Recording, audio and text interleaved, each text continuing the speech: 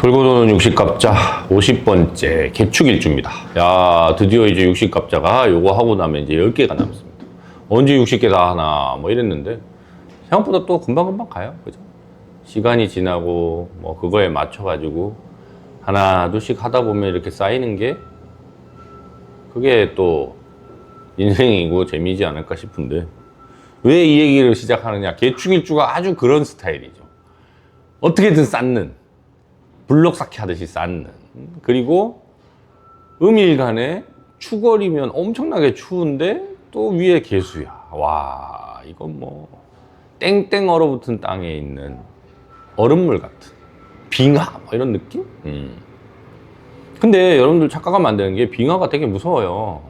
빙하가 녹아가지고 이렇게 흘러내려오면 땅을 다 쓸어버립니다. 네, 깎아버리고. 그래서 개축일주도 백호의 힘을 가지고 있습니다.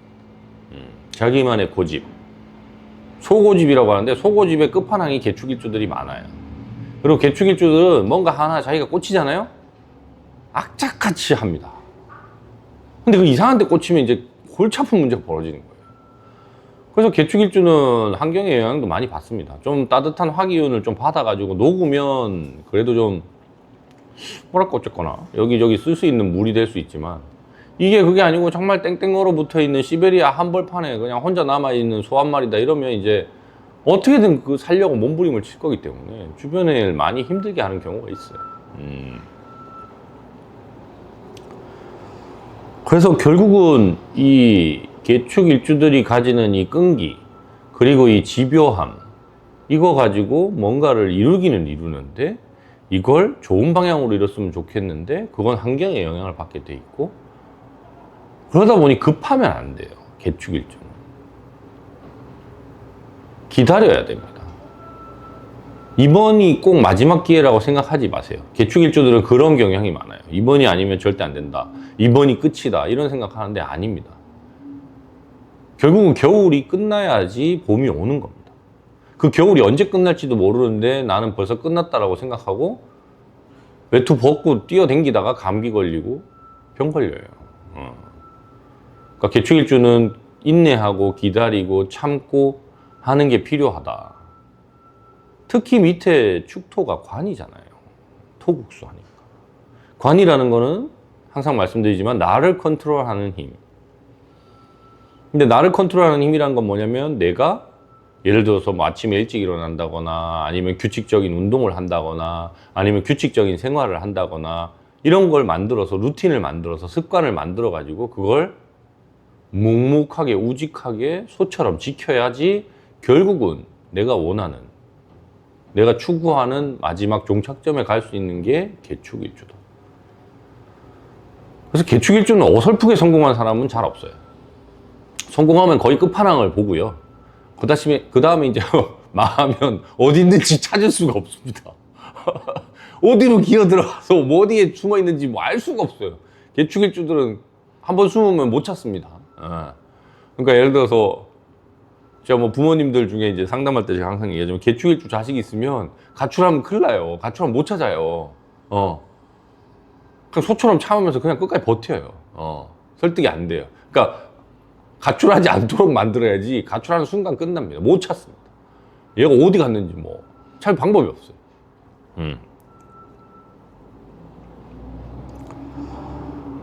그리고 이제 또 개축일주의 특징 중에 하나인 이 관성, 밑에 깔고 있는, 특히나 이제 여자분 일주면 관성이 남자잖아요. 개축일주 여자분들이 이상하게 남자한테 한번 집착을 하기 시작하면 그 미저리에 나오는 그 주인공 여자 있잖아요. 그런 식으로 돌변하는 경우가 많습니다. 백호도 있으니까. 야, 그러면 이건 어떻게 감당을 못해요. 왜? 되게 냉혹하고 냉정하고 냉철하게 실천을 하기 때문에. 어설프게 잘못 건드리면 큰일 납니다. 개축일주 여자분들. 네. 그 대신에 이제 한번 마음을 준 사람과 인연이 돼서 가정을 이뤘다 그러면 아주 믿고 맡길 만한, 내 모든 걸 맡겨도 될 만한 그런 신뢰할 수 있는 배우자가 될 수는 있습니다만, 연애 기간 중에 이상하게 꼬여가지고 뭐 그 집착을 갖다 건드렸다? 그럼 뭐 손가락 하나 자를 각오를 하고 만나야지 되지 않을까? 그 정도로 무서운 일주 중에 하나입니다. 그러니까 이게 양간과 음간의 이제 차이인데, 육식갑자 이제 거의 다 끝나가니까 그걸 하나 보실 때도 음양이 되게 중요하다 자꾸 얘기를 하는데, 여러분들이 그걸 자꾸 간과하고 보는데, 음간은 되게 집요하고 뭔가 끈질기고 악착 같고 끊어질 듯 끊어질 듯 끊어지지 않는 이어지는 힘이라고 하고요. 양간은 그냥 팍 분출하고 폭발하고 터지고 그냥 잠깐 그랬다 잠깐 없어지고 뭐 이런 느낌인 거예요. 그래서 그런 음양의 구분을 먼저 각각 사물들 또는 여러 가지 현상들에게 한번 적용을 시켜서 그것에 대한 이해를 명확하게 하고 나서 그 다음에 오행으로 넘어가고, 오행을 그 다음에 다시 또 막 구분을 해봐서 그게 어느 정도 내 머릿속에 개념이 잡히고 난 다음에 천간 10개로 넘어가고, 천간 10개로 어느 정도 구분이 다 되는 게 끝나고 나면 지지 12개로 넘어가고, 그게 다 끝나고 나면 육식갑자 가지고 구분하는 걸로 넘어가는 게 순서입니다. 근데 음양은 2개니까 금방 이해한다고. 남녀, 요철, 낮밤, 야 쉽네. 그럼 금방 후딱 넘어가요. 그러면 안 되고, 그 각각의 음간과 양간의 특징들이 어떤 식으로 드러나고 어떤 형체로 움직이고 어떤 방식으로 움직이고 어떤 방향성을 갖는지를 알고 넘어가는 게 명리학 공부하시는데 크게 도움이 되지 않을까. 역시나 기초가 제일 중요합니다. 기초가. 왜냐면 나머지 그 뭐 신살 뽑는 거든지 뭐 대운 뽑는 거든지 용신 잡는 거든지 등등등등은 결국은 각각 사람에 따라서 자기의 성향에 맞도록 스킬적으로 운영하는 거예요. 저도 신살 뭐 200가지나 있지만 잘 안 쓰는 신살은 잘 안 써요. 그게 필요한 경우, 그 상담자가 어떤 거를 물어볼 때 그게 필요한 개념이고 요소면 갖다 쓰지, 그냥 무조건 갖다 쓰지 않습니다. 똑같아요. 12운성도 어떤 분은 12운성만 갖고 막 엄청 막 얘기하시는 분도 있어요. 그거는 이제 지지의 변화라든가 계절의 변화라든가 운의 변화를 볼 땐 좋죠. 이해가 쉬우니까. 왜? 어떤 사람의 인생에 맞춰가지고 12가지로 구분해서 태어나서 죽어서 다시 돌아가는 것까지 다 만들어 놓은 거니까. 근데 모든 걸 그걸로 다 해석하냐? 그것도 아니에요. 그게 필요한 경우에, 운을 해석할 때 필요한 경우에 쓰는 거고요. 지장간도 마찬가지예요. 하여튼 뭐 이런 거는 나중에 제가 강의 컨텐츠 만들면 또 설명을 드리겠습니다만은, 어쨌거나 기초는 2000 몇백 년 동안 변화가 없었잖아요. 왜 변화가 없었겠어요? 기초니까. 그게 제일 변화가 없이 뭔가 원리 원칙적으로 작동을 하니까 주역이 만들어지고 한나라 때 오행이 들어온 다음에 안 바뀔 거 아니에요. 오행의 상생상극과 음양의 관계는 바뀐 적이 없어요. 하지만 뭘 중심으로 볼 거냐, 그러니까 격국을 중심으로 볼 것이냐 아니면 일간 중심으로 볼 것이냐 하는 건 크게 한번 바뀌었고요. 그 외에 각종 신사들 및 기타 스킬들도 다 변동 변화가 있습니다. 그리고 사회도 변하고 사람도 변하고 시대도 변하고 변하는데, 모든 건 변한다가 유일한 진리인데 왜 명량만 안 변하는 게 있어요. 하여튼 그래서 뭐 개축일주는 무섭다. 저는 그냥 무섭습니다. 이 사람들한테 잘못 걸리면 큰일 나요. 정말 손가락 하나 자를 생각하고 뭘 해야 됩니다. 그 대신에 나의 좋은 동반자 또는 나의 좋은 배우자가 됐다 그러면 이런 사람만큼 믿고 맡길 수 있는 사람은 없습니다. 특히나 또 개수잖아요. 개수는 계산도 정확하고요. 딱 따지는 게 아주 그냥 칼같이 다 따져서 다 착착착착 잘하는 사람이기 때문에. 그리고 그 기본적으로 그 관성이라는 거를 가지고 있는 사람들은 뭔가 자기의 이렇게 딱 정해진 룰 또는 그런 거에 따라서 움직이기 때문에 예측도 쉽고, 그런 면에서는 사람에게 안정감을 줍니다. 그래서 좀 그걸 안 좋은 방향으로만 펼쳐지지 않도록 환경이 갖춰준다면 개축일주는 그렇게 나쁜 사주 아니다. 보화가 있습니다. 누구? 보화. 아, 보아. 그쵸, 보아. 가수 보아 얘기하시는 거죠? 네. 보아라는 가수의 제가 제일 대표적인 노래, 그리고 제일 본인하고 잘 맞는 노래라고 생각하는 건 저는 넘버원입니다. 왜냐면 넘버원의 주제는 달이에요. 근데 그 달을 바라보는 시각이 아주 개축스러운 시각인 거죠. 왜냐면 집착하잖아요. 달한테. 달이 뭐라고? 하늘에 떠 있는데? 근데 뭐 네가 날 비춰줘. 뭐 맨날 내가 슬플 때마다 넌 그 옆에 있었지 않니? 뭐 어쩌고저쩌고 하는. 자기의 인생을 갖다 쳐다보는 걸 태양이 쳐다보는 걸로 보는 게 아니라 달이 쳐다보는 걸로 하고, 그러고 결국은 그게 최고다라고 인정하는 그런 노래. 그리고 어떤 한 분야에 그 어린 나이에 들어갔음에도 불구하고 끝까지 해서 끝장을 보는 그런 지속적인 인내심, 끈기 이런 걸 가진 게 역시나 개축일주의 큰 특징이고, 그래서 결국은 성공을 했죠. 그러나 자, 이분은 이제 결혼이 문제다.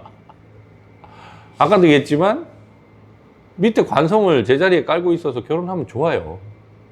그러나 본인이 생각하는 그 기준점 또는 본인이 생각하는 그런 여러 가지의 만족스러운 뭔가의 남성상 이런 게 지금은 이제 너무 많이 가버렸죠.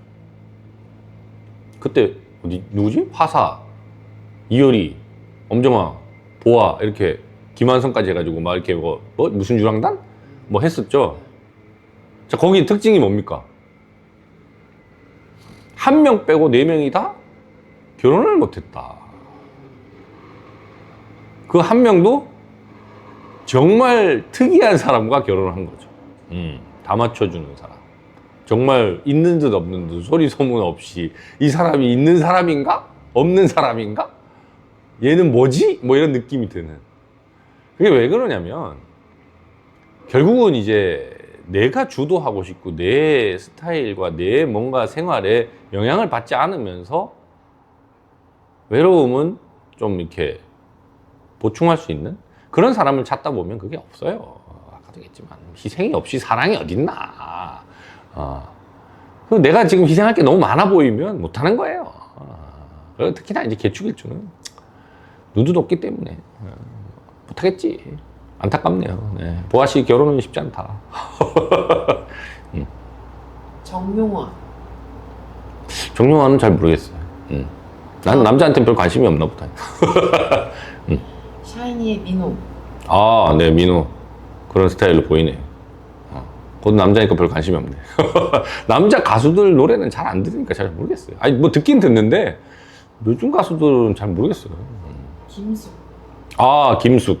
아, 딱 봐도 집착할 것 같지 않나요? 그분한테 걸리면 큰일 납니다.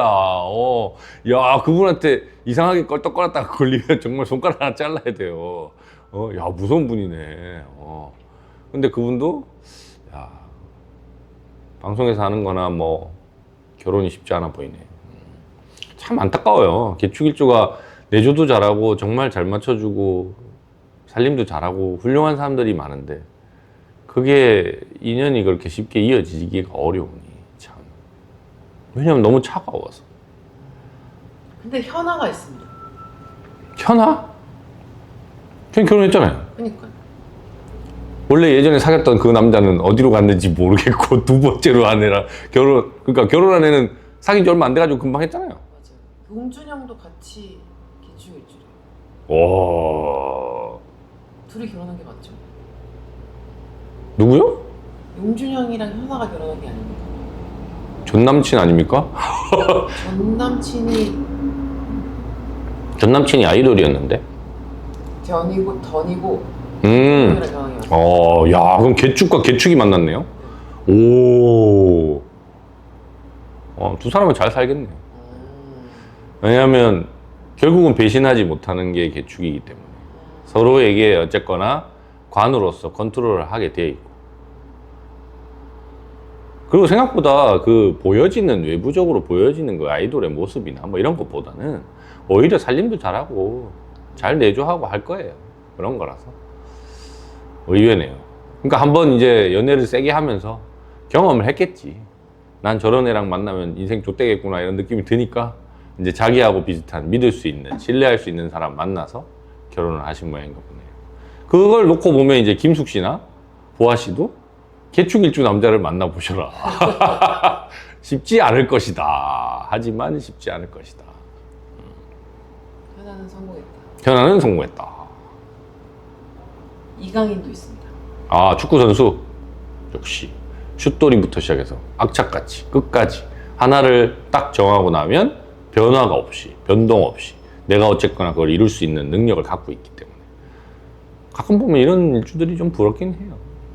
왜냐면 사람들은 주변 환경이나 여러 가지 다른 사람들의 말에 현혹돼가지고 바꾸는 경우가 많거든요.